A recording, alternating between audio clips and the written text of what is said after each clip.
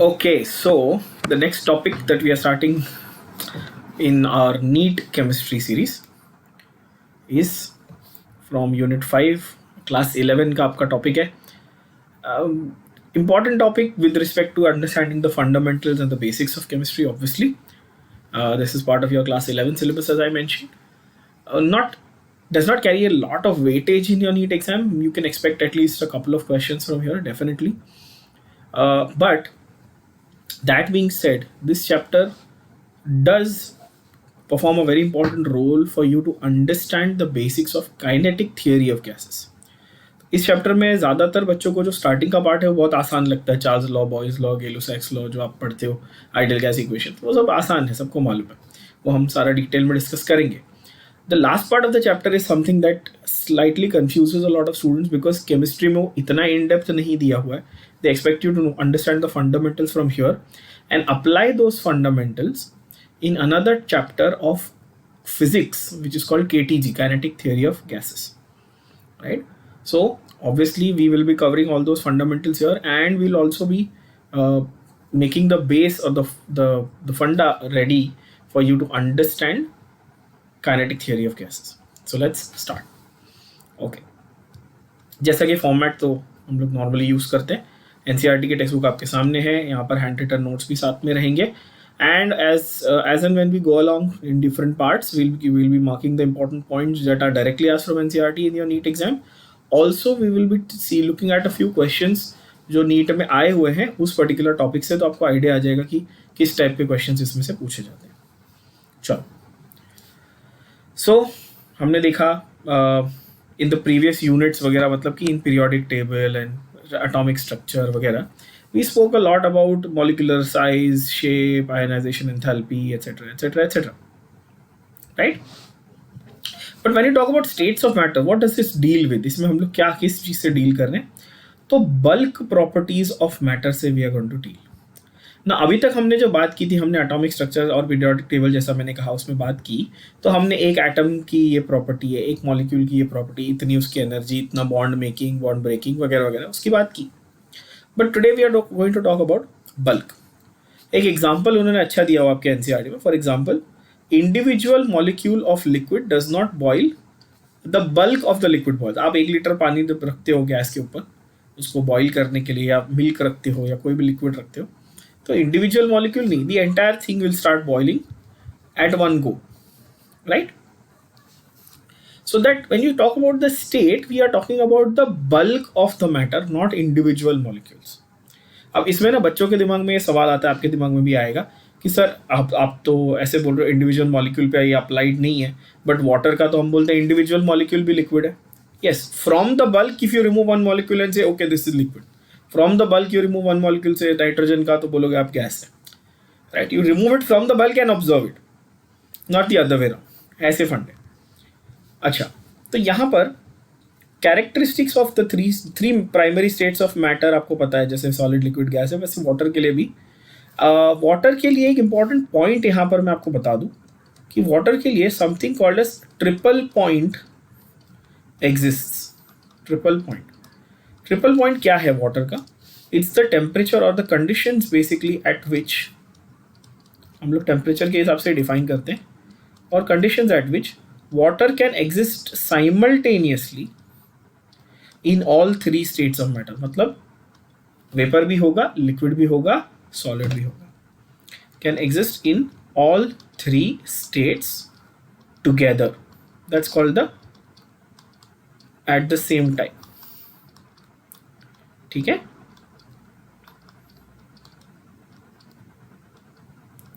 तीनों स्टेट्स में एक साथ, ऑब्वियसली इसीलिए उसको, जब तीनों स्टेट्स में है तो ऑब्वियसली उसको हम लोग ट्रिपल पॉइंट कहते हैं. ये तो सेल्फ एक्सप्लेनेटरी हो गया. ठीक है, तो तीन जो हमारे पास स्टेट्स हैं वो किसके ऊपर डिपेंड करता है? It depends upon the energy of the molecules and in the manner in which the molecules interact. When you से एग्रीगेट, मतलब here the manner in which the molecules interact with each other. एक दूसरे से दूर दूर हैं तो gas है, थोड़ा नज़दीक है तो लिक्विड है, बहुत कॉम्पैक्टली प्लेस है तो सॉलिड है. And same is applicable to all other substances also. Chemical properties do not change with physical state, obviously.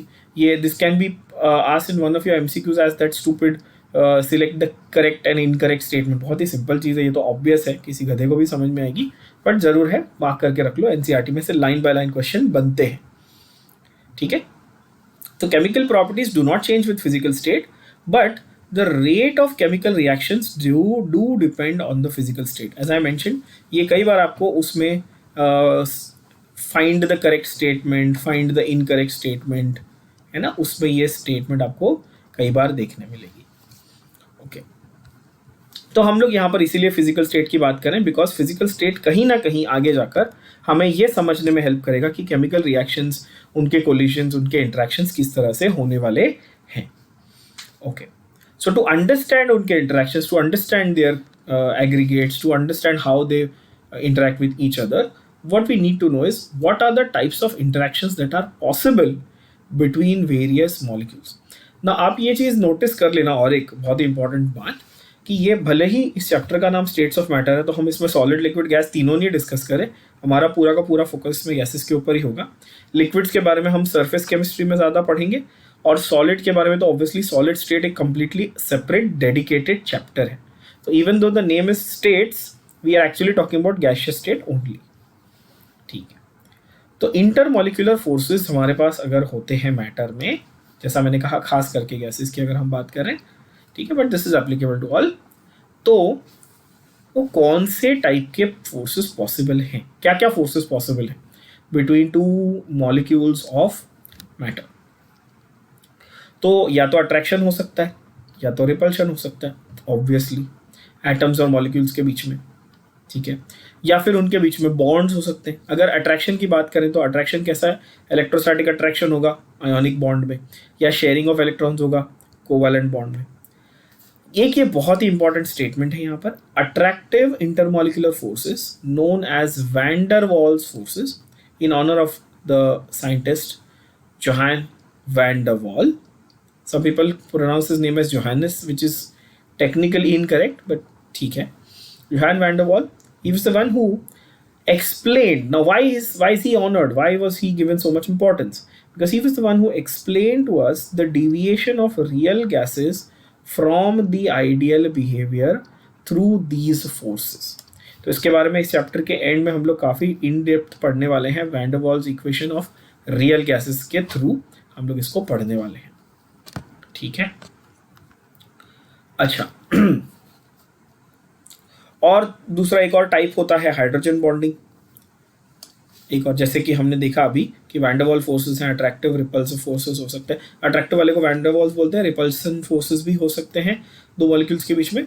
Hydrogen bonding भी हो सकती है, that is a separate type or a separate category. NCB chapter में भी उसके ऊपर काफ़ी कुछ लिखा हुआ है। अच्छा, तो जो फोर्सेस हैं उनकी वेराइटीज़ को थोड़ा इन डेप्थ हम लोग डिस्कस करेंगे। सबसे पहली वैरायटी जो इम्पॉर्टेंट है, ये है डिस्पर्शन फोर्सेस और London forces. Now a lot of people, I know a lot of students make this mistake, sir London forces मतलब the place London in the UK? No, London the scientist, okay, after him it was named. Hitler and London, उन्होंने theory भी दी थी, हमने chemical bonding में देखी भी है, तो उनके ऊपर है, not the place. Anyway, these are called dispersion forces. क्या होता है देखते हैं। नॉन पोलर मॉलिक्यूल्स की अगर हम बात करें, नॉन पोलर मॉलिक्यूल्स जिसको हमने काफ़ी अच्छे से डिस्कस किया हुआ है, फिर भी एक एग्जांपल देख लेते हैं कि अगर मैं आपको बोलूँ कि अच्छा मीथेन है, तो इसमें कार्बन और हाइड्रोजन के बीच का इलेक्ट्रोनेगेटिविटी का difference is less than 0.5, around 0.4 difference होता है ना। कार्बन का कितना होता है इलेक्ट्रोनेगेटिविटी? कार्बन की इलेक्ट्रोनेगेटिविटी 2.5 होती है, हाइड्रोजन की 2.1 होती है, तो डिफरेंस 0.4 है। मतलब इलेक्ट्रोनेगेटिविटी का डिफरेंस बहुत ही छोटा है, नेग्लिजिबल है, इसलिए मीथेन जो है वो नॉन पोलर मॉलिक्यूल में काउंट होता है। ऐसा सेम एग्जांपल हमने CCl4 का भी देखा था केमिकल बॉन्डिंग में, कि जहाँ पर एक ये टेट्राहेड्रॉन है और ये सारे के सारे जो इसके डाइपोल्स हैं वो एक दूसरे को कैंसिल आउट करते हैं और टोटल मॉलिक्यूल नॉन पोलर हो जाता है। सेम लॉजिक बेंजीन में है, बेंजीन भी नॉन पोलर वगैरह है। तो नॉन पोलर मॉलिक्यूल तो ठीक है, वो न्यूट्रल हो गए, या आप बोल सकते हैं न्यूट्रल नहीं, but electrically symmetrical, that is a more correct term, because they have no dipole moment. और एटम्स तो वैसे भी इलेक्ट्रिकली न्यूट्रल होते हैं, तो उनमें कोई डाइपोल, या तो मतलब कि सिमेट्रिकल डिस्ट्रीब्यूशन हो जिसकी वजह से सारे फोर्सेस एक दूसरे से कैंसिल आउट हो जाए, या तो एटम में क्या है भाई, प्रोटॉन इलेक्ट्रॉन सेम नंबर है तो कैंसिल हो गए। बट क्या होता है, अ dipole will develop momentarily in such atoms,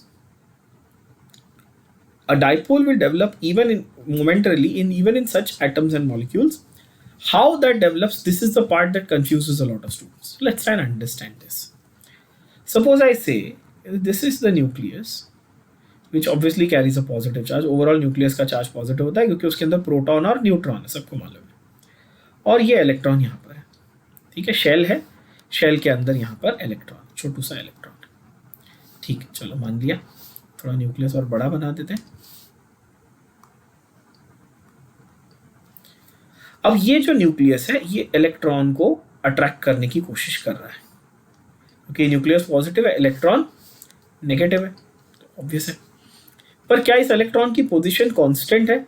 नहीं, ये थोड़े टाइम पे यहाँ पे, तो इस समय इसका जो डायरेक्शन ऑफ फोर्स है वो ऐसा है, ये डायरेक्शन ऑफ फोर्स है, मतलब चलो टुवर्ड्स न्यूक्लियस बनाना तो मैं एक ही एरो बना देता हूँ,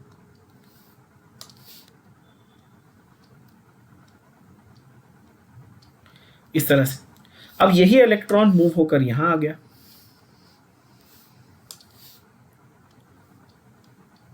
तो इस तरफ से यही इलेक्ट्रॉन मूव होकर यहां आ गया, तो इस तरह से।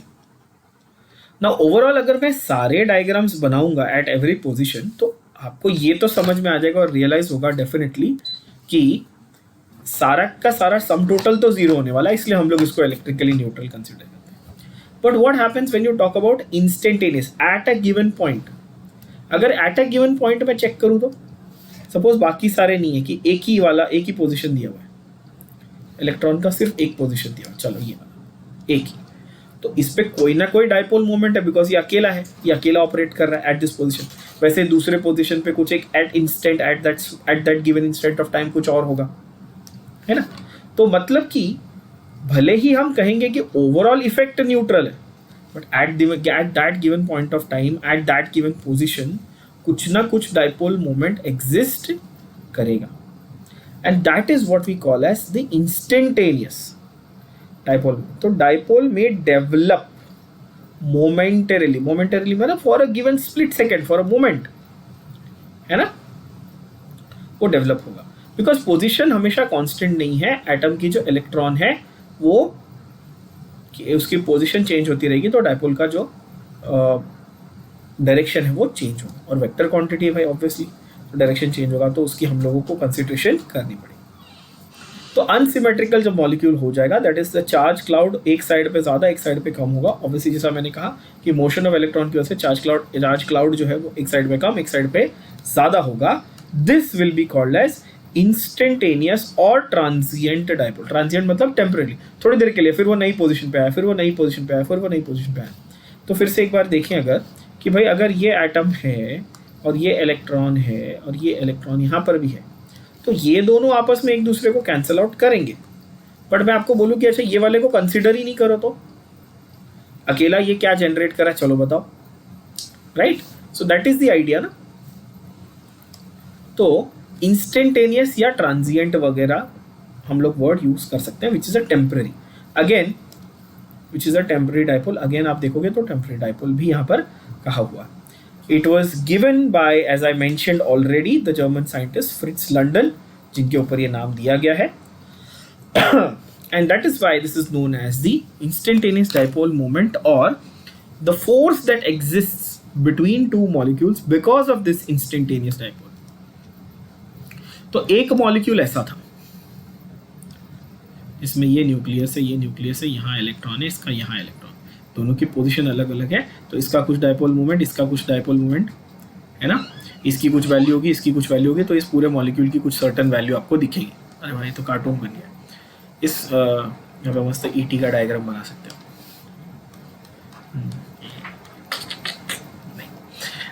ओके, सो इसका मतलब कि उस मॉलिक्यूल में कुछ सर्टेन डायपोल एग्जिस्ट करता है, और वैसे ही दूसरे मॉलिक्यूल में इलेक्ट्रॉन की पोजीशन कहीं और होगी, चार्ज क्लाउड कहीं और होगा। जरूरी थोड़ी सब में सिमेट्रिकल एक जैसा एक ही जगह होगा। वो थोड़ी सावधान विश्राम कर रहे हैं आर्मी ऑफिसर की तरह कि सारे एक ही तरफ, दाएं मुड़ तो दाएं, बाएं मुड़ तो बाएं, ऐसा तो होगा नहीं। तो यानी कि सबकी चार्ज क्लाउड अलग होगी, सबकी चार्ज डेंसिटी एक पोजीशन पे फिक्स नहीं होगी, सब अलग अलग जगह होंगे। तो हर एक का अपना अपना डायपोल मोमेंट होगा, जिसकी वजह से उनके बीच में फोर्सेस एग्जिस्ट करेंगे, and these forces are called as London forces. So dispersion forces और London forces are very important, only develop between non polar molecule, मतलब जहां पर ओरिजिनली डायपोल एग्जिस्ट नहीं करता था, इंस्टेंटेनियसली कुछ टाइम के लिए डायपोल जैसा बिहेवियर हुआ तो फोर्सेस आए, तो उसको हमने कहा London forces. Another name is dispersion force. London force बोल लो, डिस्पर्शन फोर्स बोल लो, ठीक है। They are always attractive. London या dispersion forces are always attractive, and the attraction power और the interaction is inversely proportional to the sixth power of the distance between the two interacting particles. ये काफ़ी important line है, NCERT की directly पूछी जाती है कई बार। अगर दो मॉलिक्यूल्स के बीच में डिस्टेंस r है तो उनके बीच का जो लंडन डिस्पर्शन फोर्स है, क्या लंडन और dispersion force is proportional to 1/r⁻⁶। One more important limitation here is these are applicable only at shorter distances. ज़्यादा लंबा डिस्टेंस हुआ तो इतने छोटे डायपोल होते हैं और इतने मोमेंटरली वो एग्जिस्ट करते हैं कि वो एक दूसरे को अफेक्ट नहीं कर पाते अगर डिस्टेंस बहुत ज़्यादा हो गया तो। 500 पिकोमीटर के लगभग, मतलब छोटा डिस्टेंस 500 पिकोमीटर से ज़्यादा हो गया, पिकोमीटर आपको पता है 10⁻⁻12 मीटर होता है। तो ये था डायपोल, इंस्टेंटेनियस डायपोल यानी कि लंडन फोर्सेस का फंडा। अब आते हैं डायपोल फोर्सेस। अब डायपोल ये वर्ड बहुत बार मैं यूज़ कर रहा हूँ, बट इसका मतलब आपको पता होना चाहिए। फॉर एग्जांपल अगर मेरे पास HCl है, एक एग्जांपल ले लो, तो HCl में मुझे पता है कि हाइड्रोजन जो है वो डेल्टा पॉजिटिव होने वाला है, क्लोरीन जो है ये डेल्टा नेगेटिव होने वाला है। क्यों? क्योंकि इलेक्ट्रोनेगेटिविटी का डिफरेंस है। क्या है? इलेक्ट्रोनेगेटिविटी का डिफरेंस है दोनों के बीच में। एंड ऑब्वियसली अगर इलेक्ट्रोनेगेटिविटी का डिफरेंस है तो यहाँ पर पोलैरिटी होगी। ये एक डायपोल की तरह काम करेगा। जैसे मैग्नेट में आपके पास नॉर्थ पोल साउथ पोल होते हैं, वैसे मॉलिक्यूल में भी positive negative which is equivalent to north and south आप बोल सकते हो, तो वो डायपोल है। अच्छा, HCl एक डायपोल है और HOH यानी कि पानी एक और डायपोल है। अच्छा, लाइक डिजॉल्व लाइक, हमने केमिस्ट्री में वैसे ये देखा हुआ है पहले कि जो चीज़ पोलर है वो पोलर चीज़ को डिजॉल्व कर सकती है। तो ये वाटर मॉलिक्यूल भी पोलर है, HCl मॉलिक्यूल भी पोलर है। तो क्या होगा कि यहाँ पे इन दोनों के बीच में कुछ इंटरेक्शन होगा, नेगेटिव और पॉजिटिव के बीच में कुछ इंटरेक्शन होगा, इनके बीच में कुछ इंटरेक्शन होगा, ये दोनों एक दूसरे को रिपेल करेंगे, ये दोनों एक दूसरे को रिपेल करेंगे, ऐसे बहुत सारे। ये तो मैं सिर्फ दो मॉलिक्यूल रिप्रेजेंटेशन के लिए बनाए ना। ऑब्वियसली यहाँ पर क्या होगा कि अट्रैक्टिव, रिपल्सिव, सारे के सारे फोर्सेस, नेगेटिव रिपेल कर रहा है, पॉजिटिव नेगेटिव अट्रैक्ट कर रहा है, ऐसे बहुत सारे फोर्सेस एक साथ डेवलप होने लगेंगे बिटवीन दीज टू। अब मैं इनको मॉलिक्यूल्स नहीं, अब मैं इनको सिस्टम बोल देता हूँ। आप बोलोगे ठीक है, सिस्टम की जगह आप डायपोल वर्ड भी यूज़ करना चाहो तो आप करो। तो यहाँ पर दो मॉलिक्यूल्स ऐसे होंगे जहाँ पर परमानेंट डायपोल होगा। 3 इडियट्स देखिए ना, दुबे जी लाइब्रेरियन थे ना दुबे, परमानेंट हो सर, है ना।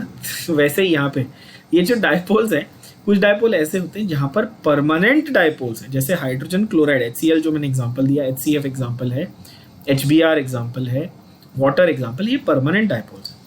तो इसमें क्या होता है, इसमें पार्शियल चार्जेस होते हैं, they are represented by small delta, they are less than the unit positive charge. अगर एक सिंगल में प्लस या माइनस लिख दूँ तो वो तो यूनिट चार्ज हुआ ना, एक इलेक्ट्रॉन का चार्ज, जिसकी वैल्यू क्या है 1.6 × 10⁻⁻19 कूलम, ये सबको पता है।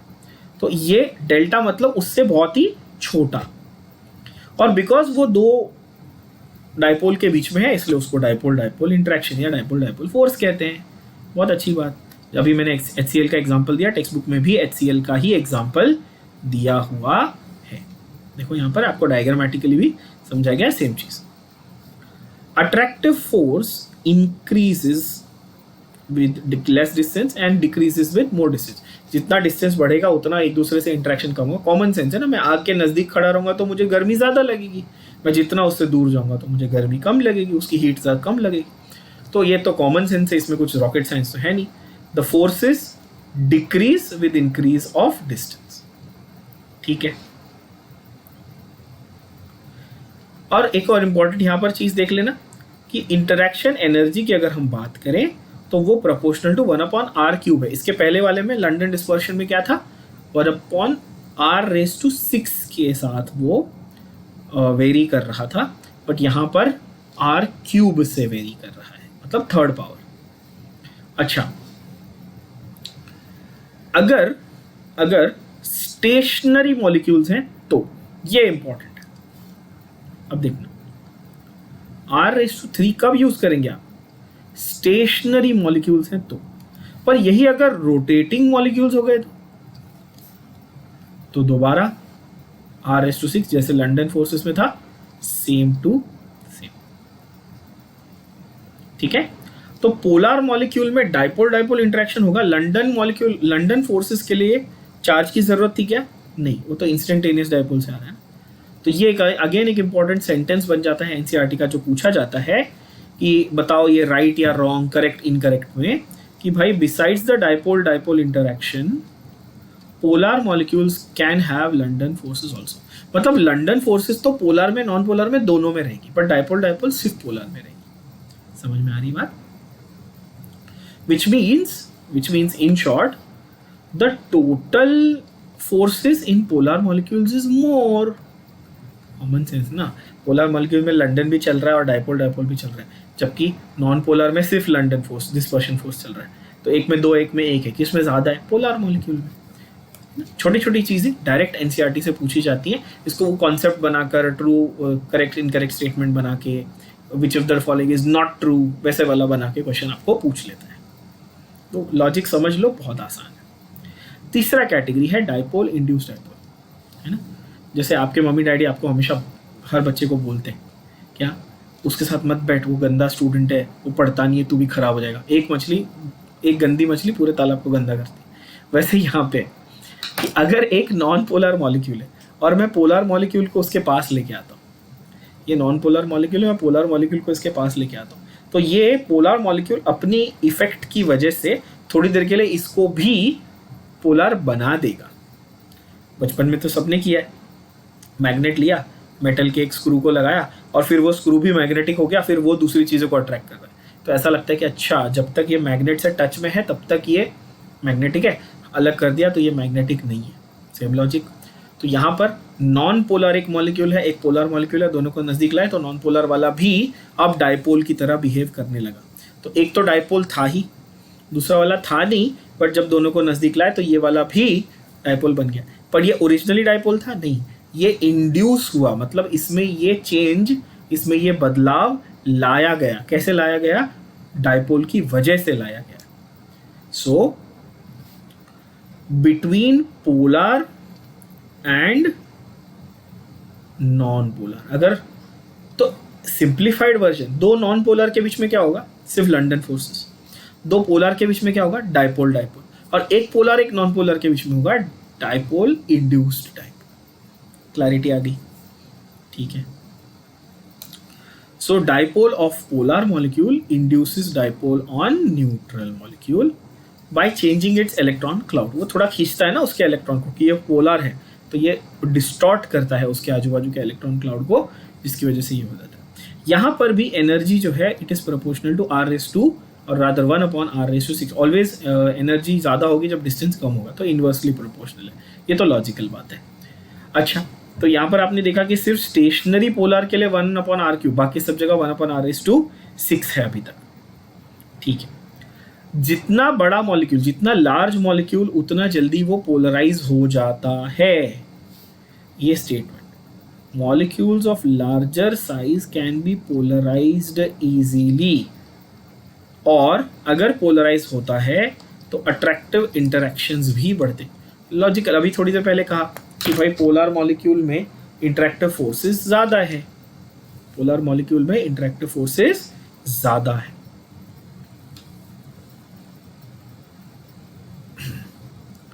नेक्स्ट है हाइड्रोजन बॉन्ड. जैसा मैंने मेंशन किया, it's treated as a separate entity.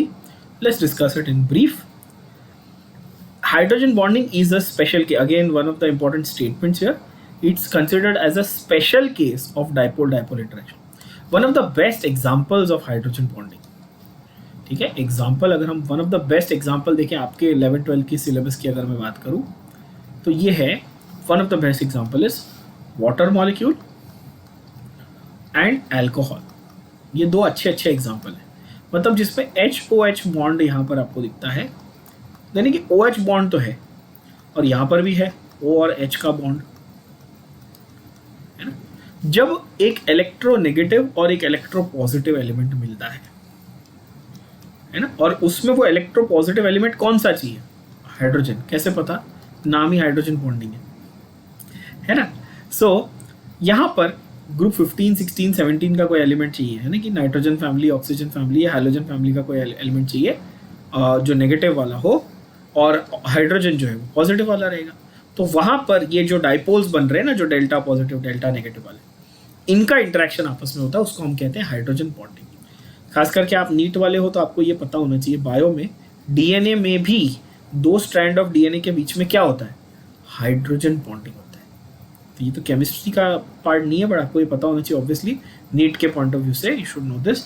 DNA के दो मॉलिक्यूल्स के बीच में क्या होता है, हाइड्रोजन बॉन्डिंग. जब अनजिपिंग ऑफ द स्ट्रैंड करते हैं हम लोग, है ना, semi conservative replication of DNA में अनजिपिंग करते हैं स्ट्रैंड्स की. तो अनजिपिंग मतलब क्या कर रहे हैं, वहाँ पे हाइड्रोजन बॉन्ड्स को ब्रेक किया जाता है. ठीक है, ओके.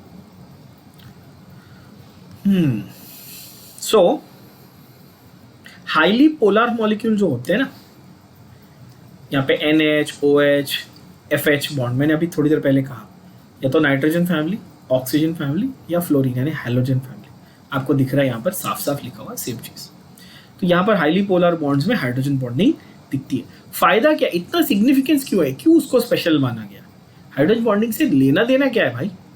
तो हाइड्रोजन बॉन्डिंग जो है it directly affects two things और टू प्रॉपर्टीज. वैसे बहुत सारी प्रॉपर्टीज को अफेक्ट करता है, बट दो आपके सिलेबस के हिसाब से अगर मैं बेसिक बताऊं तो नीट लेवल के हिसाब से हाइड्रोजन बॉन्डिंग की अगर हम बात करें तो आपका जो बॉइलिंग पॉइंट है किसी भी सब्सटेंस का, क्या बॉइलिंग पॉइंट है किसी भी सब्सटेंस का, वो हाइड्रोजन बॉन्डिंग पे डिपेंड करता है. जितना ज़्यादा हाइड्रोजन बॉन्डिंग उतना ज़्यादा बॉइलिंग पॉइंट.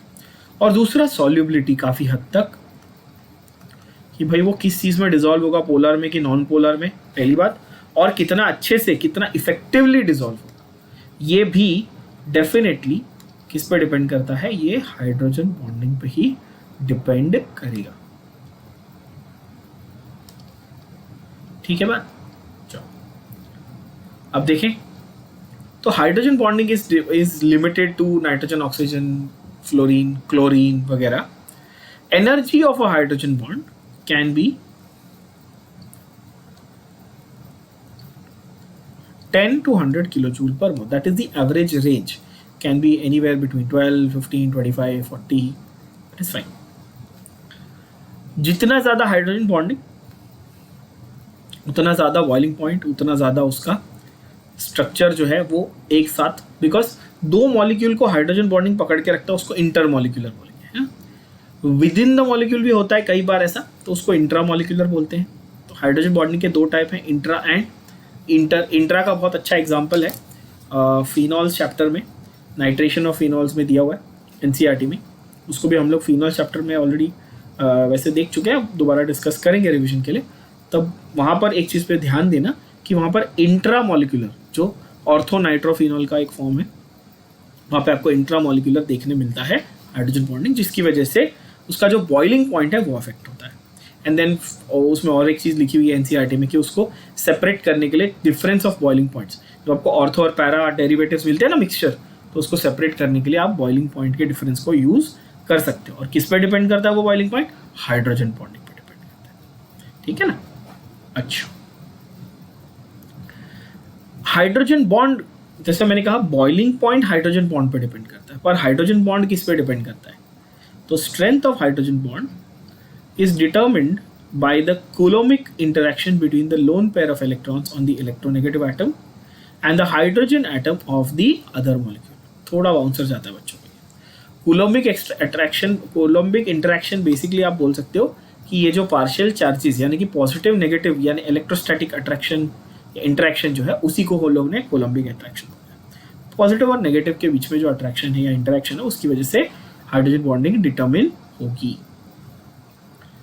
अभी तक हमने जितने भी इंटरमॉलिक्यूलर फोर्सेस पढ़े वो सारे अट्रैक्टिव हैं, पर रिपल्सिव फोर्सेस भी होते हैं, है ना।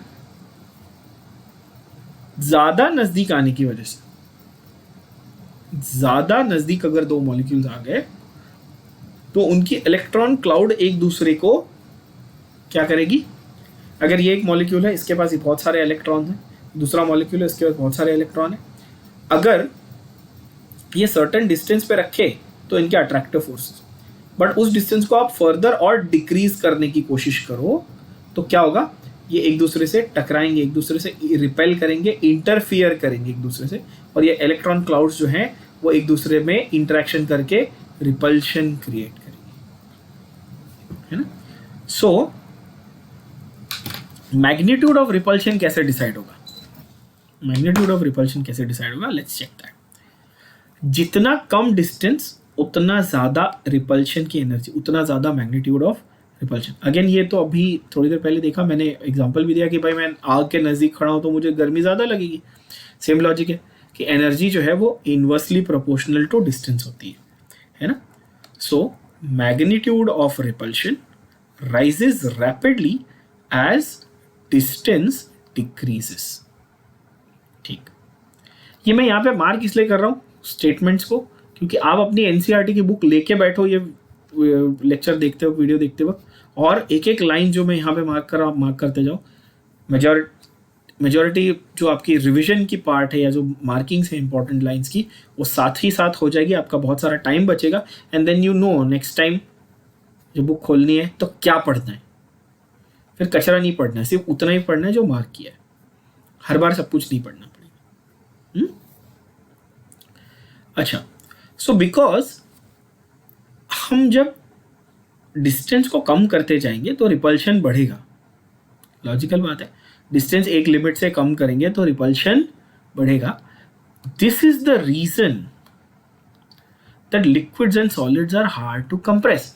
गैस के मॉलिक्यूल ऑलरेडी दूर दूर है ऑब्वियसली, तो उनको नजदीक लाने के लिए स्कोप है हमारे पास, बट सॉलिड में जहां पर ऑलरेडी नजदीक है, ये इस तरह से, अब उसको और कितना नजदीक लाओगे, जितना ज्यादा नजदीक लाओगे एक लिमिट के बाद वो क्या होगा, इट विल स्टार्ट रिपेलिंग,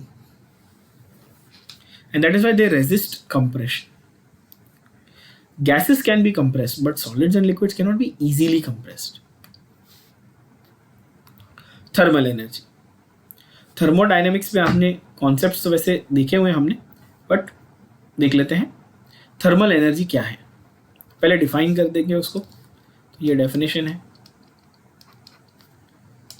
क्या बोलता है वो, it is the energy of a body arising from the motion of its atoms or molecule. Now what type of motion, that is important again, it's not mentioned here in detail but we will talk about it definitely।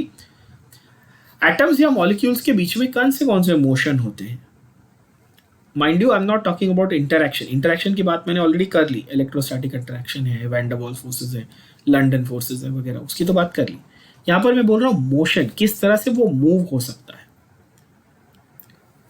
तो molecules can have translational motion, translational यानी कि they can move in a straight line, एक line में चल सकते हैं तो उसको ट्रांसलेशनल मोशन बोलेंगे। एटम्स हो या मॉलिक्यूल्स हो किसी चीज के, वो सीधा सीधा एक लाइन में, स्ट्रेट लाइन में कहीं चल रहे हैं, डायरेक्शन कुछ भी हो, ऐसा भी सीधा जा सकता है, ऐसा भी सीधा जा सकता है, ऐसा भी सीधा जा सकता है, ऐसा भी सीधा जा सकता है। सीधा स्ट्रेट का मतलब स्ट्रेट, जरूरी डायरेक्शन के ऊपर आपको देखना है। तो ट्रांसलेशनल मोशन हो सकता है, वाइब्रेशनल मोशन भी हो सकता है, मतलब within the molecule the atoms are continuously in a state of flux, in a state of vibration.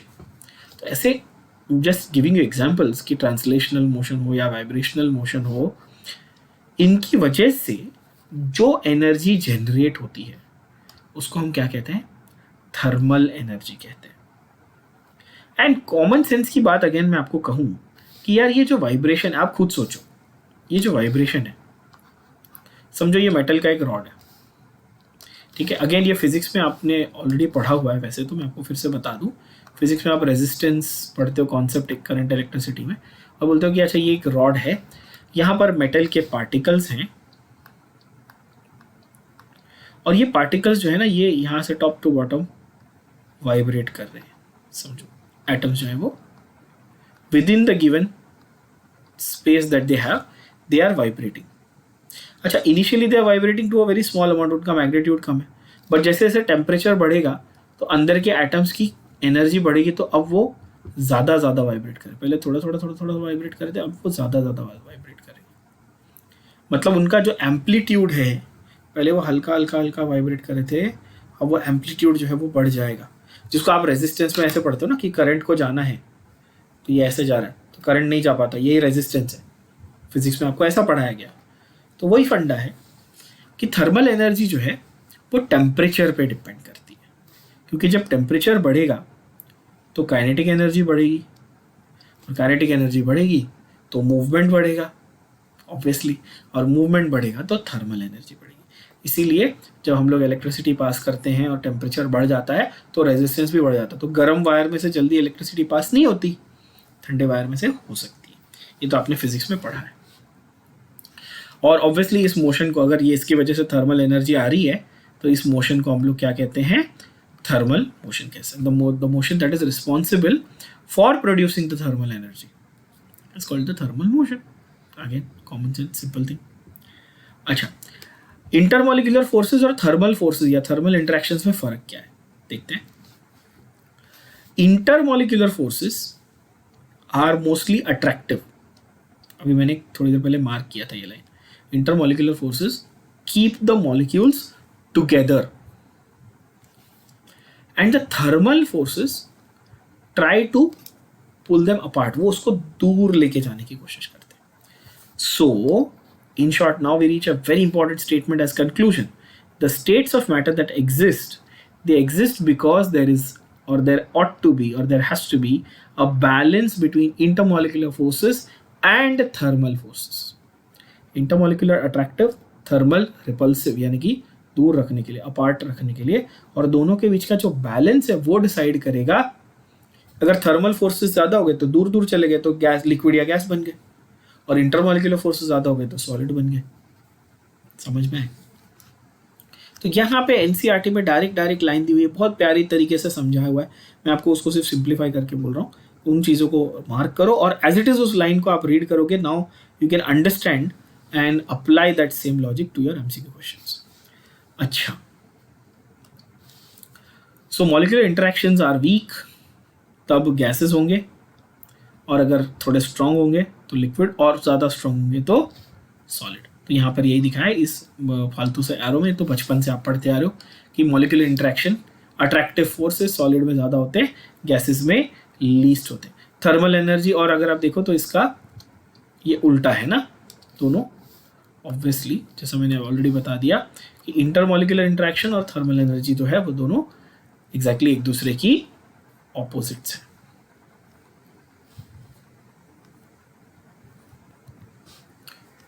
सो यहाँ तक हमने बात कर ली टाइप्स ऑफ इंटरेक्शंस, क्या क्या एग्जिस्ट, क्या क्या पॉसिबिलिटीज़ है, क्या क्या फोर्सेस एग्जिस्ट कर सकती है। अब इसके नेक्स्ट पार्ट में हम लोग एक्चुअल गैसियस स्टेट के डिस्कशन पे आएंगे।